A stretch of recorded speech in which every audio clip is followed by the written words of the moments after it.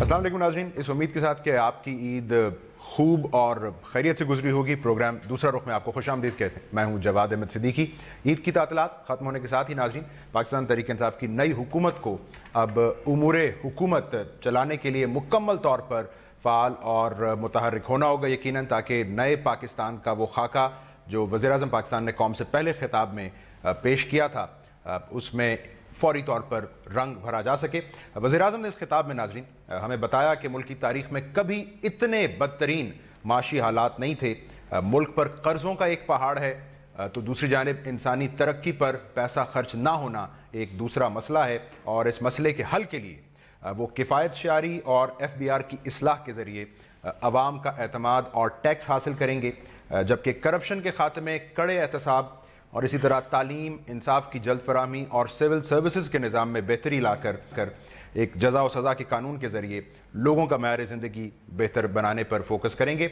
वज़ीर-ए-आज़म का ये विज़न नाज़रीन, मैं बड़े एहतियात से कहूँगा, इतना शानदार मालूम हुआ कि उनके नाक़दीन भी ये कह उठे कि अगर इस पर 30% भी अमल हो जाए तो पाकिस्तान और पाकिस्तानियों की किस्मत यकीनन बदल जाएगी।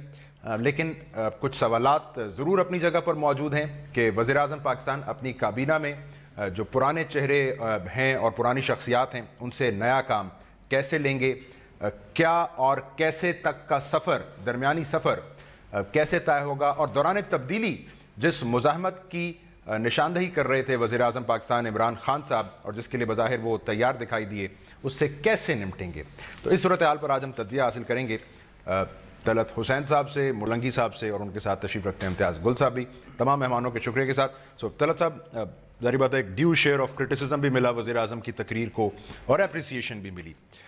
यू फॉर वन बिलीव्ड कि वज़ीर-ए-आज़म ने अवामी तवक्कुआत के परों तले हवा की रफ्तार बढ़ा दी है, तो सर ये होप बुरी शय है कोई? नहीं, होप बुरी शय बिल्कुल नहीं है। ज़ाहिर है पहली उनकी तकरीर थी और उनको बहुत सारे मसाइल का अहाता करना था जो उन्होंने किया। ज़रा तवील थी क्योंकि हमारे यहाँ शायद जो अटेंशन स्पैन है वो इतना नहीं है, लोगों को बहुत सारी चीज़ें याद नहीं रहती, मुख्तसर हो सकती थी, लेकिन चूँकि इतना बड़ा उन्होंने कैनवस रखा हुआ था तो तमाम चीज़ों का अहाता किया। इससे पहले उनकी 2 तकरीर आ चुकी हैं। पहले वाली तकरीर जो थी वो टू द पॉइंट थी, उसके अंदर कुछ चीज़ें ओमिट की गई थी, लेकिन वो बड़ी रिकन्सिलिएटरी विक्ट्री स्पीच की मैं बात कर रहा हूँ। फिर जो फ्लोर ऑफ द हाउस उन्होंने स्पीच की उसके अंदर कुछ और टोन थी उनकी। अच्छा, इससे पहले याद रखिएगा कि उनका पार्टी का मैनिफेस्टो आ चुका है और मैनिफेस्टो के अंदर बहुत सारी गोल्ड सेटिंग ऑलरेडी मतलब चाहता हूँ की जा चुकी है। इस स्पीच में मेरे ख्याल में हम जो तलाश कर रहे थे वो ये कि हमें खाका मिलेगा आगे जाने का, जिसका आपने भी जिक्र किया कि उसमें आपने रंग भरने हैं। वो बहुत ज़्यादा बुलेट पॉइंट की सूरत में था। मसलन जिक्र किया आपने कि टास्क फोर्सेस हम बना देंगे, टास्क फोर्सेस बनाएंगे, उनकी दायरा कार क्या होगा, वो काम किस तरीके से करेंगे। रैंडमली अगर मैं आपको बताऊं तो जो विसल ब्लोअर्स के लिए उन्होंने सहूलत मुहैया की, उसके लिए आपको कानून साजी करनी है, कानून साजी के लिए आपके पास नंबर्स होने चाहिए, वगैरह वगैरह। कुछ हमने इसका तज्जिया किया, 11,000 के लगभग वर्ड्स पर मबनी ये तकरीर थी, 11,000 वर्ड्स। जो मुझे उसमें हैरानी हुई, इसमें सिर्फ 70 अल्फाज उन्होंने मुख्तस किए खारजा और दिफाई पॉलिसी के लिए, और तकरीबन 70 मिनट की ये तकरीर थी जिसके अंदर इन्होंने तकरीबन 30 सेकंड खारजा दिफाई पॉलिसी को दिया। लेकिन सर ये तो मसला तरजीहात का भी है ना। उन्होंने ह्यूमन इमेंसिपेशन की बात की, मैं तनकीद नहीं कर रहा, मैं ये कह रहा हूँ कि एक मरबूत, अगर आपने एक सयाको सबाक बनाना है, और हम सबको इल्म है कि पाकिस्तान का मसला सिर्फ दिफा और खारजा पॉलिसी का, सिक्योरिटी का नहीं है, इससे पाकिस्तान की मईशत भी जुड़ी हुई है। आपने बेहतरीन माहौल को क्रिएट करने के लिए अच्छे ताल्लुकात बनाने हैं, आपने एड लेनी है, नहीं लेनी है तो किससे लेनी है, कैसे लेनी है। तो बहुत सारे मामलात हमारे सर के ऊपर खड़े हुए हैं। FATF का मामला आपके सामने खड़ा हुआ है। तो पहली स्पीच के अंदर मेरा अपना ख्याल ये था कि जो डोमेस्टिक तवक्कुआत हैं उन्हें गोल सेटिंग और आगे कर दी। ठीक है, तो अगर पहली तवक्कुआत के ऊपर हमें वो एक लायामल बताता है कि मैं इस तरह करूंगा ये वाला, तो शायद ना सिर्फ ये कि कैसे मिसिंग था तकरीर से, बहुत सारे क्या भी मिसिंग थे उसके अंदर से। तो मुर्तज़ा सोलंकी साहब, सर अगर तकरीर तवील थी तो खान साहब के मोतरफीन ये भी कह सकते हैं कि बड़ी कॉम्प्रिहेंसिव थी, اور اگر وہ ان کی پرانی تقریروں کا ایک ملغوبہ تھا تو یہ بھی کہا جا سکتا ہے کہ یہ ان کے اپنے ویژن پر استقامت تھی. کیوں نہ کہا جائے؟ نہیں جی، کہنے کو تو کچھ بھی کہہ سکتے ہیں. یہ درست ہے کہ ان کی جو تقریر تھی اس میں تقریباً وہی نکات جو کہ وہ اپنی پریس کانفرنسوں اور جلسوں میں بیان کرتے تھے، ایک طرح سے انہوں نے ان کو دہرا دیا. اس سے آپ کی جو کمٹمنٹ ہے کہ آپ یہ کچھ کرنا چاہتے ہیں، اس کی ایک طرح سے تجدید تو ہوتی ہے، لیکن یہ سب کچھ آپ کریں گے کیسے، اس کے لیے ایک ٹھوس جو روڈ میپ ہے اس کا ہونا ضروری ہے، اور وہ ابھی تک رول آؤٹ ہوا نہیں ہے. کچھ چیزوں کی وضاحت تو خود طلعت حسین نے کر دی. مثال کے طور پر کچھ چیزوں کے لیے آپ کو قانون سازی کرنی ہوگی. تقریر جو انہوں نے پہلی نشری تقریر کی، خود اس کے اندر انہوں نے ایک جو وعدہ ہے ان کا 100 دن کا، اس کا دوبارہ اظہار کیا جنوبی پنجاب صوبے کے قیام کے حوالے سے. اب آپ کو بھی پتہ ہے کہ یہ ایک آئینی معاملہ ہے. صوبے کا صرف نام تبدیل کرنا ہو، اس کے لیے بھی ایک آئین کا طریقہ کار پہلے سے وضع کردہ ہے. آپ کو جس صوبے کا نام بھی تبدیل کرنا ہو، وہاں کی جو اسمبلی ہے اس کی 2/3 اکثریت آپ کو چاہیے. اب وہ پنجاب میں آپ کے پاس ہے نہیں، وہاں پر آپ نیک ٹو نیک کھڑے ہیں مسلم لیگ نون کے ساتھ. تو اگر وہ وہاں سے منظور نہیں ہوگی 2/3 اکثریت سے، تو پھر آگے معاملہ جائے گا. ثابت کیا ہوتا ہے؟ عمران خان صاحب کو ان مسائل کا ادراک نہیں ہے، یا ادراک ہے اس لیے پہلو تہی کر گئے؟ کیا ثابت ہوگا؟ میرے خیال میں ادراک تو ان کو ہے، لیکن بات یہ ہے کہ امید جس کا ابھی ذکر ہو رہا تھا، وہ اپنے طور پر کوئی حکمت عملی نہیں ہے. امید کرنا، خواب دیکھنا اچھی بات ہے، لیکن حقیقت پسندانہ خواب دیکھنا وہ زیادہ ضروری ہے. مثال کے طور پر یہاں پر معیشت کے حوالے سے جو کمرے میں سب سے بڑا ہاتھی ہے اس کا نام سی پیک ہے، اس کا ذکر تک نہیں تھا اس 70 منٹ کی لمبی تقریر میں. اور پھر سی پیک کے حوالے سے بھی بہت سارے جو تنازعات ہیں اور جو سوالات ہیں، اس پر آپ کیا کریں گے؟ کیا آپ ان ٹرمز کو ری نیگوشیٹ کریں گے؟ مثال کے طور پر خان صاحب جو کوئلے والی جو بجلی بنانے کا جو کام ہے اس پہ کافی تنقید کرتے رہے ہیں، اور شاید یہ بہت اچھی بات ہے، ماحولیاتی نقطہ نظر سے یہ کوئی بہت اچھی بات نہیں ہے، لیکن کیا آپ اس کو ری نیگوشیٹ کریں گے؟ آپ ان کو بند کریں گے؟ کیا کریں گے؟ آپ کی تشنگی اور سوالات باقی رہ گئے. اور خاص طور پر آپ کے جو خارجہ پالیسی اور جو دہشت گردی کے جو معاملات ہیں، وہ معاملات آپ کے اکانومی سے جڑے ہوئے ہیں. مثال کے طور پر جب انہوں نے ٹورزم کو بڑھانے کا ذکر کیا، تو ٹورزم ٹیررزم کو شکست دیے بغیر جو ہے وہ ممکن نہیں ہے. ناظرین، پروگرام کا سلسلہ جاری ہے، ایک مختصر بریک لیتے ہیں، واپس آ کے گفتگو آگے بڑھاتے ہیں.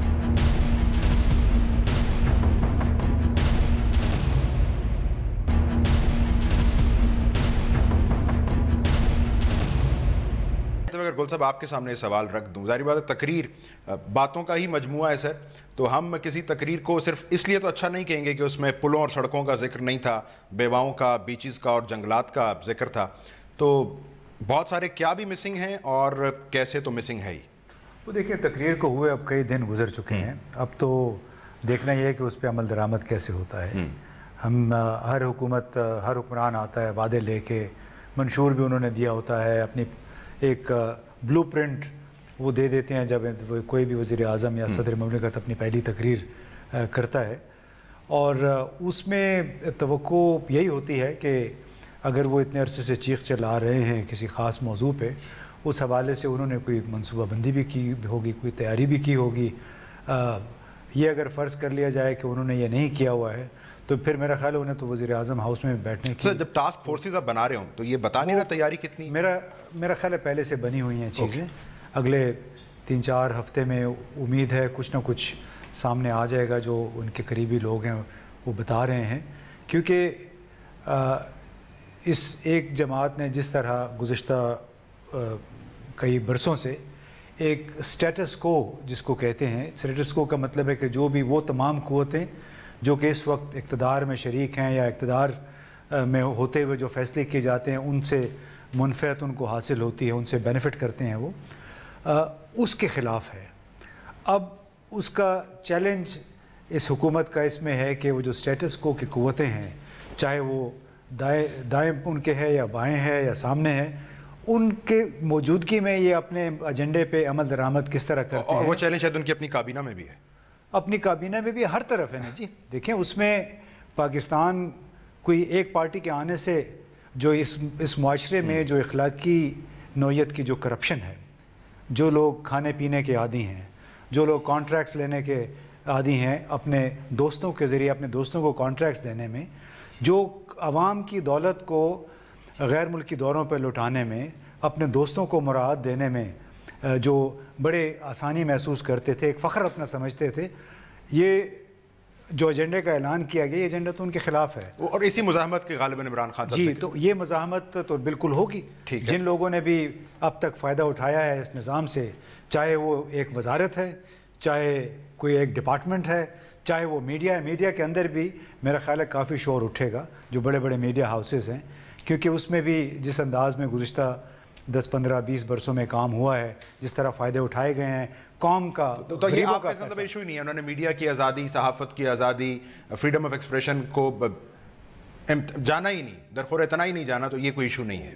اس لیے کہ اصل مسئلہ ہوا ہے کہ جن کے ووٹ لے کے وہ اس اقتدار میں پہنچے، جن کے پیٹ میں کھانے کو نہیں ہے، جن کے پاس دوائی نہیں ہے، جن کے پاس دوائی یا اپنا آپریشن کرانے کے لیے پیسے نہیں ہیں، اصل مسئلہ تو ان کا ہے. ہم آپ تو بڑے پریویلیج لوگ ہیں نا، ہم تو سرکاری اسپتال میں جاتے بھی نہیں ہیں، نہ ہمارے بچے سرکاری اسکولوں میں جاتے ہیں. یہ جو ہم کیسے کا جواب ڈھونڈ رہے ہیں، وہ کہتے ہیں جی میں ٹیکس جمع کر لوں گا لوگوں سے، وہ ایسے کروں گا کہ میں FBR اصلاحات لے کر آ رہا ہوں، میں سول سروسز کو ریفارم کر دوں گا، وہ میں ایسے کروں گا کہ جزا اور سزا آ جائے گی، سیاسی مداخلت ختم کر دوں گا، کرپشن روکنے کے لیے وسل بلوئنگ کو وہ انسنٹیفائز کرنے کی بات کر رہے ہیں، کفایت چوری کے لیے وہ کہہ رہے ہیں میں خود ایگزامپل بننے جا رہا ہوں.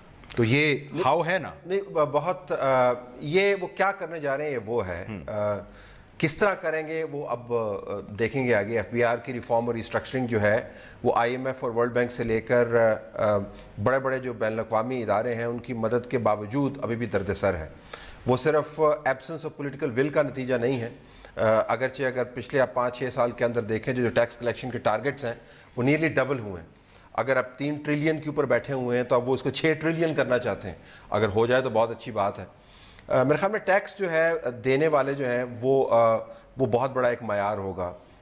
جب آپ ٹیکس چوروں کی بات کرتے ہیں تو ان میں وہ NGOs جو فورن فنڈڈ ہیں، وہ لوگ جو باہر سے پیسے لے کر اپنی NGOs چلاتے ہیں اور پھر بھاشن دیتے ہیں، میرے خیال میں ان کے اوپر بھی فوکس کرنا چاہیے کہ وہ ان کا رہن سہن جو ہے کیسے جسٹیفائی کرتا ہے. جو کیبنٹ کے اپنے ممبرز ہیں وہ کتنا ٹیکس دیتے ہیں. NGO کے لیے مزید اسکروٹنی کو کال کر رہی ہے، آلریڈی انڈر اسکروٹنی رہی ہے. فورن فنڈڈ کی میں بات کر رہا ہوں، دیکھنا تو چاہیے کس کے پاس کہاں سے پیسہ آتا ہے اور کون کس کی زبان بولتا ہے. دوسری بات یہ کہ جو کابینہ کے اندر بندے بیٹھے ہوئے ہیں ان کے اوپر بہت بڑا بار ہوگا. خان صاحب خود اپنا ٹیکس کتنا دیتے ہیں؟ فار انسٹنس اگر ان کی وہ 300 کنال کے گھر میں رہتے ہیں اور اب اس کی قیمت جو ہے وہ پہلے 300 کروڑ تھی اور اب اگر 500 کروڑ ہو گئی ہے تو پھر ٹیکس کتنا اس کے اوپر جاتا ہے؟ یہ بڑے بڑے سوال ہیں. جو CM ہیں KPK کے وہ بلینئر ہے لیکن 1260 کے قریب شاید انہوں نے ٹیکس دیا ہوا ہے. کابینہ کے دوسرے ممبران کے اوپر بھی یہ سوال اٹھے گا. تو میرے خیال ہے کہ تمام لوگ جو ایک معیار بنے گا کہ آپ کتنی شفافیت کے ساتھ، کتنی کمٹمنٹ کے ساتھ اس ملک کی خدمت کر رہے ہیں، تو وہ ٹیکس کا ہوگا. تو یہ اپوزیشن ان سے پوچھ سکتی ہے جب ہر 15 روز بعد اسمبلی میں آئے گی. یہ میڈیا کو پوچھنا چاہیے جو بلکہ میں تو کہوں گا کہ میڈیا کے اندر جو لوگ ہیں ان کے بھی NTN نمبر جو ہیں وہ بالکل ساروں کے سامنے ہونے چاہیے تاکہ تو ID کارڈز ہیں نا سر. ہاں، لیکن پتہ ہونا چاہیے کہ کون کتنے پیسے دیتا ہے. اچھا، ایک یہ معیار ہے. دوسرا معیار دیکھیں جس قسم کی حکومت بنی ہے، ایک ان کے پاس نیومیریکل ڈس ایڈوانٹیج، ان کے پاس مرکز کے اندر میجورٹی نہیں ہے. اچھا، اب جو بلوچستان کے اندر حکومت ہے اس میں دیکھیں کہ ان کا دادا بھی وزیر اعلیٰ تھا، ان کا والد بھی وزیر اعلیٰ تھا اور وہ خود بھی وزیر اعلیٰ ہے. اگر یہ تسلسل نہیں ہے سٹیٹس کو کا تو ہمیں سمجھ نہیں آتی سٹیٹس کو کیا ہے. اب پنجاب کے اندر جو بزدر صاحب بنے ہیں ان کی اگر آپ تاریخ اٹھا کے دیکھ لیں سیاسی طور پر کہاں سے انہوں نے آغاز کیا اور کہاں پر وہ کھڑے ہیں، تو وہ پچھلے 20-25 سال میں تسلسل کا اظہار کرتے ہیں سٹیٹس کو کا. جو اسپیکر ہیں پنجاب اسمبلی کی چودھری پرویز الہی صاحب، ان کے بارے میں تو ہم کیا کہیں. جہانگیر ترین صاحب کو اگر آپ لے لیں، اگرچہ وہ ڈسکوالیفائڈ ہیں لیکن پھر بھی وہ ایڈوائزری کے اندر بیٹھے ہیں. تو میرے خیال میں leading by example on main issues. اور آپ یہی ریئل ریزسٹنس بھی بنے گی خان صاحب؟ ریئل ریزسٹنس نہیں بنے گی. دیکھیں ریئل ریزسٹنس بنے گی عمران خان صاحب کے لیے جب وہ کام شروع کریں گے. ابھی تو احتجاج کی اور اعتراض کی بات کرنا جو ہے نا عید سے بہت پہلے سوئیاں پکانے، ابھی تو کام شروع نہیں ہوا، تو مجھے سمجھ نہیں آ رہی ہے اعتراض اور احتجاج والی باتیں ہم کہاں سے کریں. جب کام شروع ہوگا پھر دیکھیں گے، اس کے بعد دیکھیں گے کہ ریزسٹنس کہاں سے آ رہی ہے، اور پھر میرے خیال میں تجزیہ زیادہ عقل مند. مرتضی صاحب، عمران خان صاحب کہتے ہیں کہ جناب میں تو ان لوگوں کی بھی جواب دہی کروں گا جنہوں نے حالات یہاں تک اور قرضوں کا انبار یہاں تک پہنچا دیا، اور ہم ظاہری بات ہے اس سوال کا جواب ڈھونڈ رہے ہیں کہ عمران خان صاحب جو وعدے کر رہے ہیں وہ کیسے کریں گے. تو ہمارے سوالات میں سر کہیں وہ نا امیدی کا ایلیمنٹ بھی ہے، اور اگر وہ ہے تو ہمارے ستم رسیدہ ہونے کے پیچھے عمران خان صاحب کا قصور تو نہیں ہے سر؟ نہیں، بات نا امیدی پھیلانے کی نہیں ہے. ہاں، جو میڈیا ہے اور جو صحافی ہیں ان کا کام ہر بیان اور ہر کام کو تنقید نظر سے دیکھنا ہے، سوال اٹھانا ہے. یہ ہمارا کام ہے، جو بھی حکومت ہوگی ہم یہ کام کریں گے.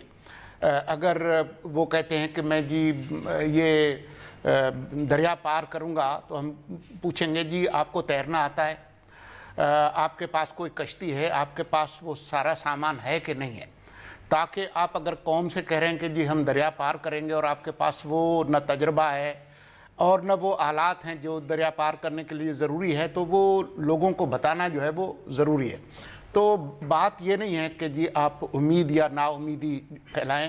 اصل بات یہ ہے کہ جو آپ کچھ کہہ رہے ہیں، مثال کے طور پر آپ نے اپنے منشور میں لکھ لیا کہ جی ہم وزارت اطلاعات و نشریات کو ختم کر دیں گے. جب کابینہ کا اعلان ہوا تو کوئی 1.5 درجن وزارتیں ایسی تھیں جن کے وزیروں کا اعلان نہیں کیا گیا، تو یہ عین ممکن تھا کہ پھر آپ وزارت اطلاعات و نشریات کے وزیر کا اعلان نہ کرتے. لیکن آپ نے وہ جو چند وزارتیں جن کا اعلان کیا اس میں وہ وزارت آئی جس کو آپ ختم کرنا چاہتے ہیں. تو وہ آپ نے وزیر اس لیے لگایا ہے کہ اس وزارت کو ختم کرنا چاہتے ہیں. یہ کتنے گورباچوف آپ پیدا کریں گے جنہوں نے اپنے اس وزارت کو ختم کرنا ہے. تو اس طرح کے بہت سارے سوالات ہیں. ہمیں ایک پاکستانی کے طور پر ہمیں ان کو گڈ لک کہنا چاہیے کہ جو کچھ انہوں نے کہا ہے وہ اس پر پورا کریں گے. لیکن اس گڈ لک اور اچھی امیدوں کے ساتھ ساتھ لوگوں کو آگاہ کرنا کہ کیا ممکن ہے اور کیا ممکن نہیں ہے یہ بتانا بھی ضروری ہے، تاکہ آپ کوئی جھوٹی امیدیں نہ رکھیں. نا امیدی پھیلانا نہ کہا جائے. ہاں، مثال کے طور پر جی آپ ٹیکس کی آپ بات کر رہے ہیں، جو پہلی نشری تقریر میں کہا کہ جی 8 لاکھ لوگ ٹیکس دیتے ہیں. اس سے کہیں لوگ یہ نہ سمجھ لیں کہ پاکستان کے عوام ٹیکس نہیں دیتے. آپ کا جتنا یہ ٹیکس کا جو بیس ہے وہ زیادہ تر جو ہے وہ انڈائریکٹ ٹیکسز سے ہے، اور وہ ایسا ہی ہے کہ جیسے وہ تیتر مارنے والی جو بندوق ہے اس میں آپ وہ چھرے والی بندوق وہ چلاتے ہیں تو جو بھی آئے اس کو جا کے لگے. اس کا مطلب ہے کہ ملک ریاض بھی جو ہے وہ فون پر اتنا ہی ٹیکس دے گا جتنا کہ طلعت حسین دیں گے اور جتنا آپ دیں گے. تو یہ جو تمام لوگوں کو جو انڈائریکٹ ٹیکسز ہیں، اب بات یہ ہے کہ جو ان کے سپورٹرز ہیں جو ان کو اقتدار میں لائے ہیں، جن میں بہت سارے مڈل کلاس اور اپر مڈل کلاس کے لوگ بھی ہیں، بزنس مین بھی ہیں، جو بہت سارے جو ہے وہ اس پریویلیج سسٹم سے فائدے اٹھاتے ہیں اور ٹیکس نہیں دیتے. اب ان کو جب وہ ٹیکس نیٹ میں لائیں گے تو ہم دیکھیں گے کہ جی وہ کس طریقے سے اس پہ عمل ہوتا ہے.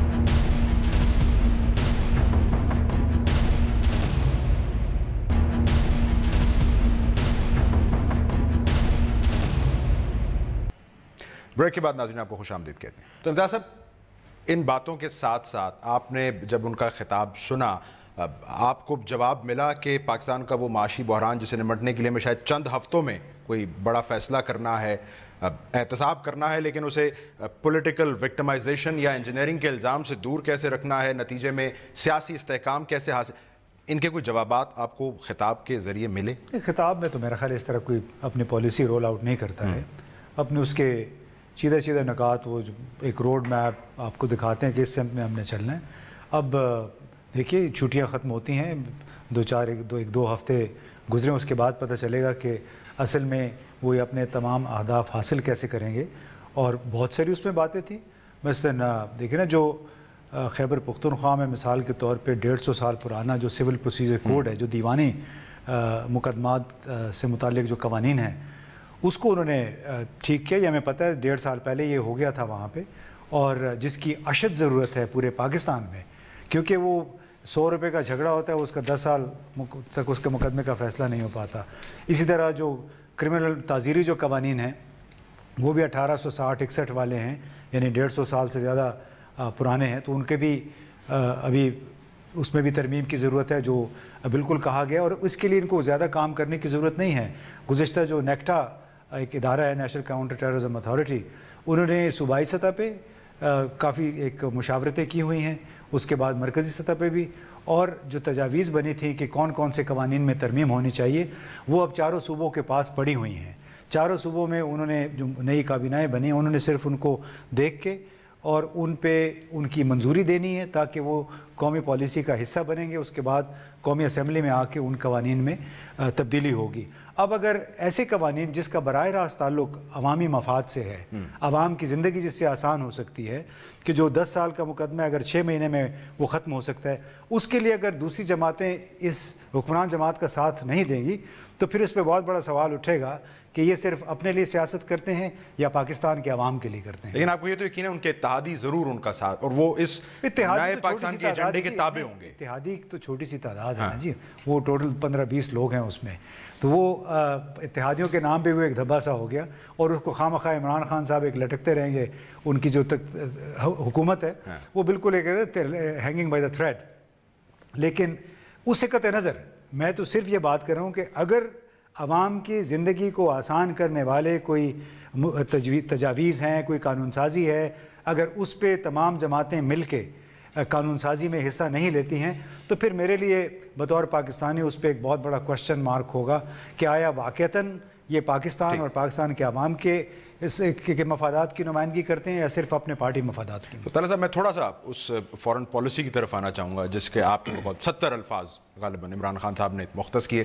तो अब इतलात हैं कि सितंबर में माइकल पॉम्पियो साहब तशरीफ़ ला रहे हैं, इमरान खान साहब से उनकी मुलाकात भी है, अफ़गान पीस प्रोसेस की ख्वाहिश मौजूद है, पाकिस्तान अमेरिका करीब आने का इम्कान भी यहाँ से आपको निकलता नज़र आ रहा है, दोबारा से रिवाइवल ऑफ रिलेशनशिप। देखें, अगर कोई एक ऐसा मामला है जिसके अंदर तसलसल मौजूद है और वो पहिया मुसलसल घूम रहा है, जिसके साथ इमरान खान साहब को दौड़ना है, तो वो खारजा पॉलिसी के मामलात हैं।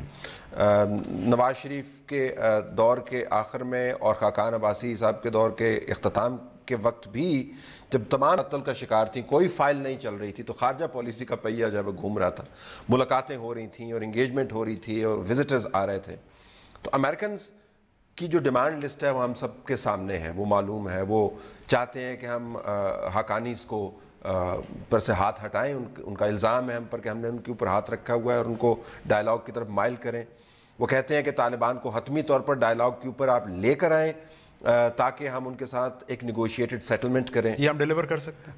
वो अब उसके ऊपर एक बड़ी लंबी तारीख है और प्रोग्राम महदूद है कि हमने क्या कमिटमेंट्स की, क्या हमारे पास हथियार थे हम इस्तेमाल कर सकते थे, नहीं हुए।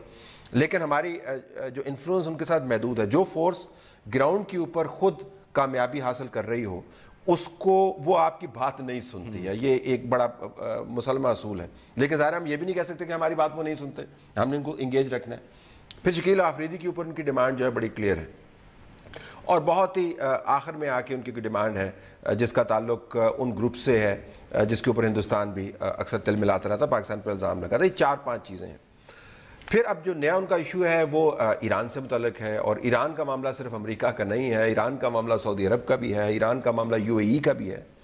तो मेरे ख्याल में इमरान खान साहब की तरफ बड़े बड़े खारजा पॉलिसी के पहाड़ जो हैं वो लुढ़कते हुए। और हम क्या चाह रहे होंगे IMF के हवाले से? हम दरअसल ये चाह रहे हैं कि काश के पहाड़ रुक जाए, और हमें कुछ सच्ची बात है, कुछ मिले ना मिले ये पहाड़ रुक जाए। हम चाहते हैं, हम इस पहाड़ों के नीचे पिसना नहीं चाहते। देखिए, कोई भी जी शऊर मुल्क जो है वो बड़ों की लड़ाई के अंदर नहीं फंसना चाहता, लेकिन अब लुढ़कते हुए हमारी तरफ आ रहे हैं। तो डिसीजन टाइम है, जो मैं गुजारिश करना चाह रहा हूँ कि हमारे सामने बहुत सारे डिसीजन टाइम है।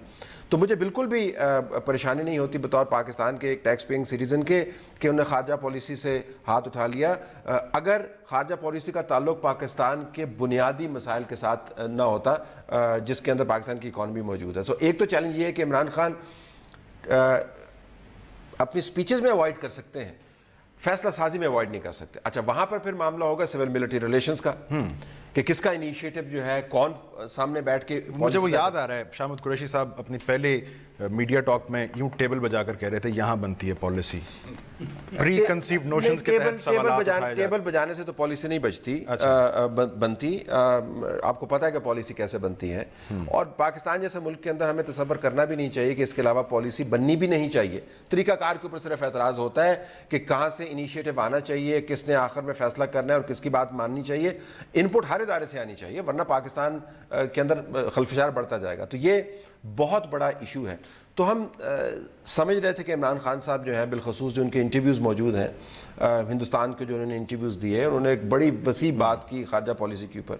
اب امریکیوں سے وہ کیسے بات کریں گے، کیا بات کریں گے، yet to be seen. Yet to be seen. اور نئی بات کرنے کی گنجائش کم ہے، یہ میں گزارش کروں.